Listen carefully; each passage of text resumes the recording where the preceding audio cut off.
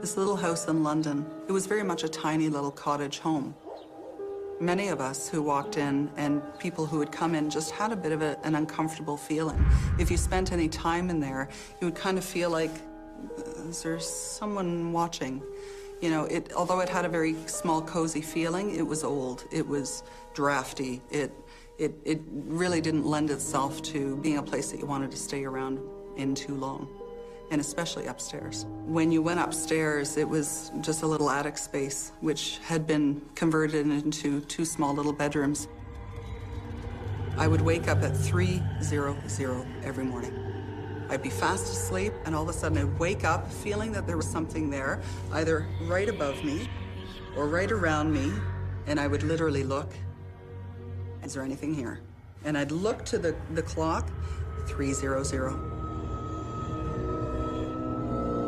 And then other things just started happening, like really more physically and more visibly after that. That was still very much a sensation, but you could tell there was something there.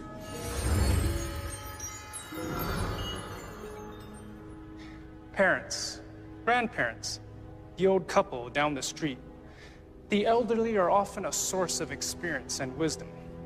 But as ghost literature reveals, in the supernatural world, they can also be terrifying and dangerous. Hi, I'm Lawrence Chow. Today in Ghostly Encounters, we meet Helen and Lisanne. They both have chilling tales to tell about the ghost of the aged. Helen Roos believes she senses a presence, she tells us, that makes life in her cozy cottage anything but comforting. In the kitchen, cupboards started to move. You know, you walk in and you see something, bang, bang.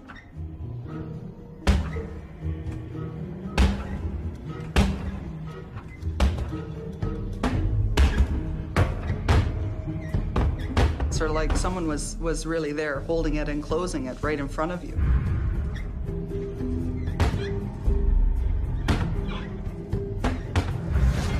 Chairs were moving. The dining room chairs would now be one in the sunroom, one in the living room, one in the kitchen, and you're like, what the hell is going on in this house?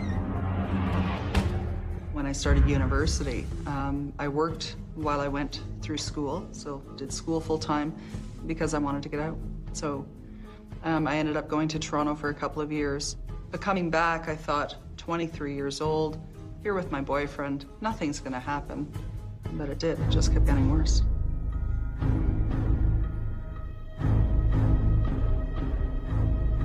One night, between my boyfriend and I sitting, we were watching TV, there was such a distinct waft of perfume.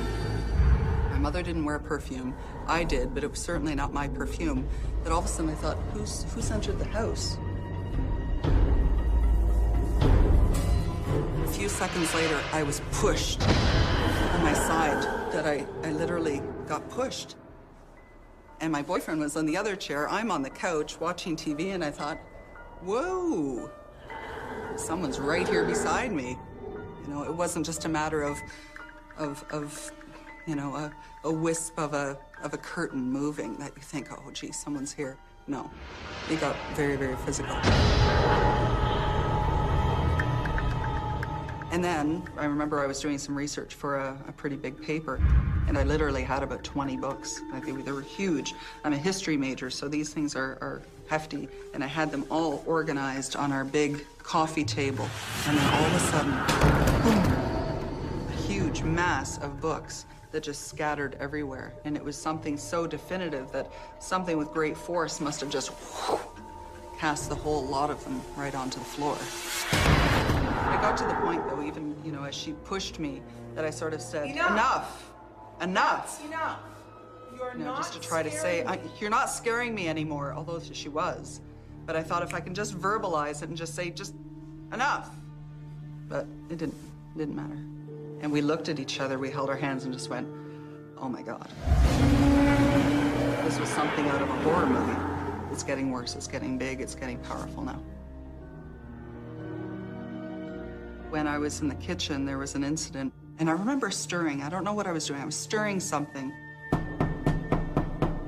There was a knock, a definitive knock. And it was, I think, springtime, so we thought probably someone canvassing for Girl Guide cookies, who knows? And he said, oh, I'll go get it. I was like, good, I'm cooking. And then there was a woman who just sort of walked right past him to get the door.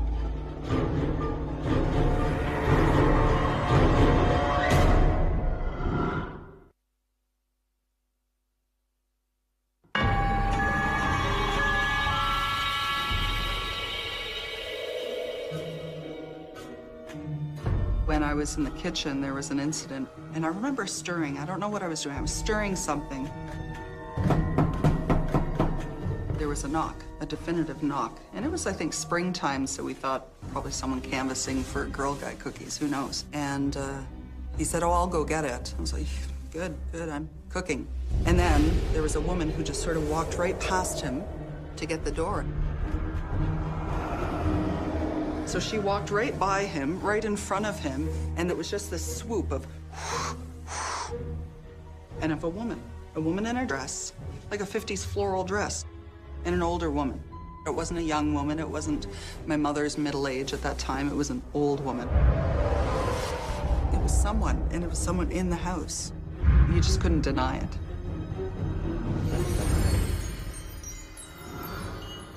Helen believes she has finally seen the ghost that's been tormenting her. Now she wonders what new terrors the future holds.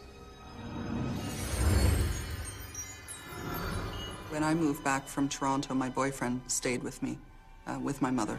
I mean, we were of 23, 24 years old. It was all right. We stayed upstairs in my room, and none of us had a very good feeling being up there.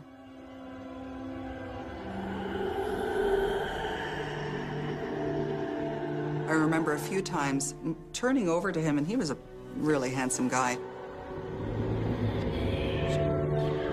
I looked over at him, and I saw this hideous face of a woman. Just a hideous, drawn, skeletal face.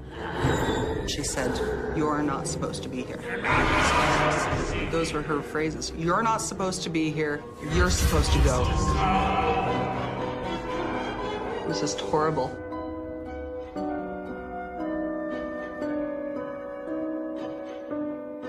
And so it was at that time that we said, okay, hold on.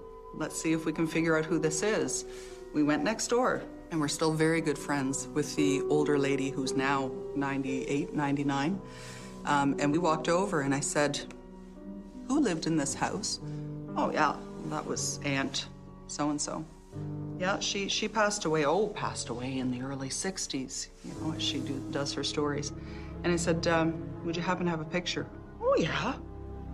So she opened up the photo album, and she's showing Tom, Dick, Harry, and oh, and here she is. And there was her face. And the face of a very not attractive, gaunt, skeletal-looking old lady. And I just, that's her. And I had to shut it right away because that was her. That was her.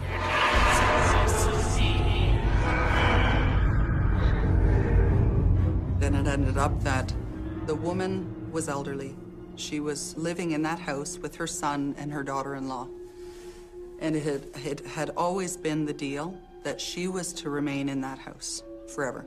And that was the guarantee that her son had made her. But when he died, the daughter-in-law shipped her off to a senior's home. And when she died, she came back to the house because that was her home. That was where she was to be. Oh, I think she wanted revenge. And I think she wanted to put me out, you know, inconvenience me as supposedly I had done to her. It's funny, though, because I visit my mom very, very regularly. And still, when I drive down Old Wonderland Road and I see the house and I look at it and I'm unsettled. I don't like looking at it. Helen tells us the ghost of an old woman drove her out of a house she considers her own. But Lisa-Ann Bond speaks of the ghost of an elderly woman with whom she has a far more personal connection. Growing up, I had a very good childhood where my parents are concerned, where my grandparents are concerned. I did not. I got along very well with my grandfather. I did not get along very well with my grandmother, and that formed me into partially the person that I am today. In the summertime, when I was off of school, my parents would send me to my grandparents' house for a week out of the summer, and I hated going there. In their backyard, they had 3 hills. I was riding my bicycle down the hill, and I didn't step on the brakes fast enough, and I fell over to one side, and I hit my head on the ground. And I had all these scratches on the side of my face. My grandmother came out of the house and yelled at me to come up to the house. Oh, be careful, Grandma, be careful.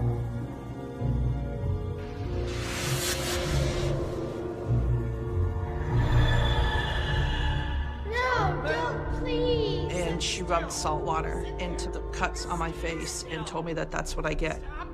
And she just pretty much slammed it right into my eyes, and she kept it there while I'm screaming and telling her that it stings.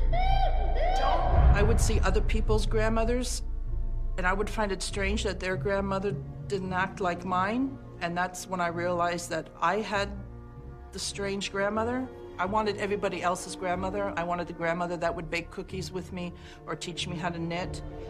My mother did that. My grandmother didn't teach me anything at all.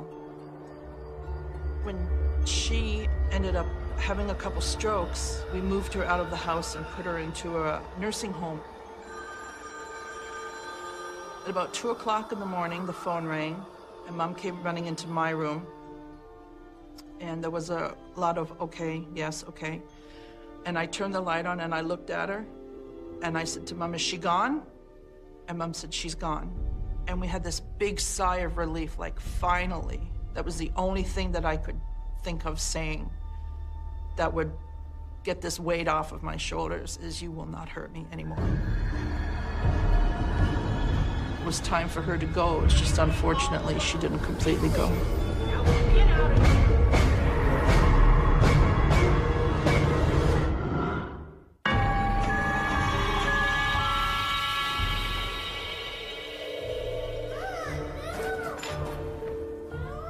I would see other people's grandmothers, and I would find it strange that their grandmother didn't act like mine, and that's when I realized that I had the strange grandmother. After she died, she has made her presence known in my house. Oma is able to use glamour magic, as us pagans call it, and she will morph her face onto my mother's. My mother will start talking like my Oma and start using phrases that my Oma used to use that was in her vocabulary, like, do you want to bet? And oh boy, which are things my mother would not normally say. We had made plans to go somewhere. I believe we were going to Hamilton. And I said to Mom, okay, are we ready to leave? And Mom was dusting the china cabinet with her back to us. And Mom said, where are we going? And Dad said, well, we've had plans to go to Hamilton today. And she said, no, you didn't. This is the first time I've heard something about it. And Dad said, no, we've said this to you before. And jokingly, sometimes we will say to my mom, Mom, you're losing it, you know. And she just whipped around with the duster in her hand. She said, you want to bet? And the look on her face was pure Oma. And I just sat there, and I'm like I didn't know what to say. She started to take on Oma's face, where her jowls were starting to hang, like Oma's did. Her hair would slowly start to curl, and she would become much paler. You want to bet? You know, I've known my mother all my life. I know how my mother talks, and when Oma takes over Mom, the voice will change to my Oma's voice. And she started shaking the duster. One of Oma's moves was she would shake her fist at you. She started shaking the duster, and Dad turned to me and he said, what do I do? And I said, Oma, just go. And she almost had like this little smile on her face, like it was Oma saying, ha, look what I can do. And then Oma left. And Mom said, oh, I'm sorry, I guess I forgot to write it down, or I don't remember. We can go after lunch. And then we told her afterwards what had happened, and she almost started to cry. She said, I'm sorry, I don't know what came over me. I don't know what happened. And I said, oh, I can tell you exactly what came over you. It was Oma. I think what it is she's still trying to assert her position, still trying to threaten and to hurt me and to make me feel like I'm nothing.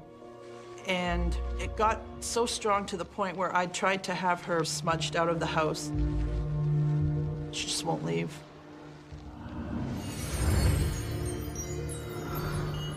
Lisanne believes that her Oma, her grandmother, in death, as in life, wants to hurt and terrify her. But she has a very different relationship with her Opa, or grandfather.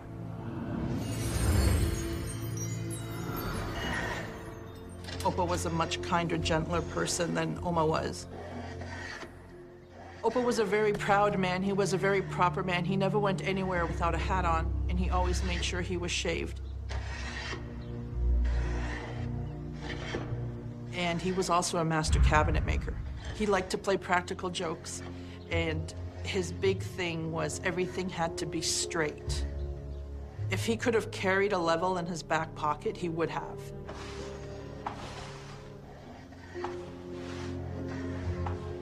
I have a 13-foot dresser. I have a coffee table. I have an entertainment center, and I have a couple other things that he made as well. He only wanted the best for me. When Oma and I would start arguing, he would break in and tell Oma to shut up and to leave me alone.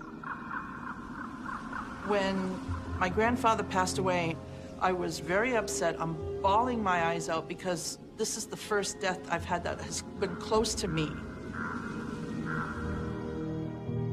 At about 2 o'clock in the morning, my entire room filled up with light.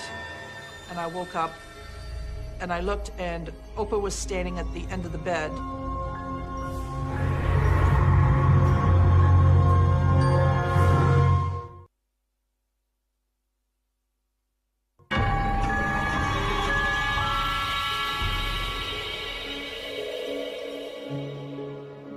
At about 2 o'clock in the morning, my entire room filled up with light.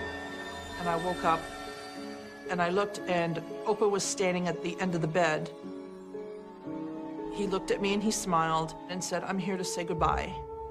And he kind of shriveled down into this ball of light and went out the window.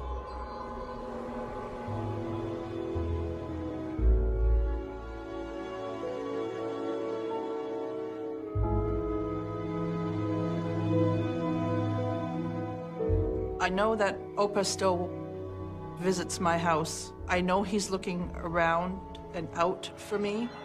I get a feeling of peace when I know Opa's around. I see his reflection in the TV, and I see his reflection in my computer monitor. And when I see him in the reflection, he's always smiling. My mother made these bears. She used to make these for other people as well. They're called memory bears. When Opa had died, Mom made me this bear. This is made out of a spring jacket. The vest and the pants are made out of his suits, one of his suits, and his sweater and turtleneck is made out of a sock. And then when Oma had passed away, Mom said, well, do you want something to stick on that black bear to make it an Oma bear? And I thought, well, I guess, you know, I've got the Opa bear, I may as well have an Oma bear. So I took her necklace.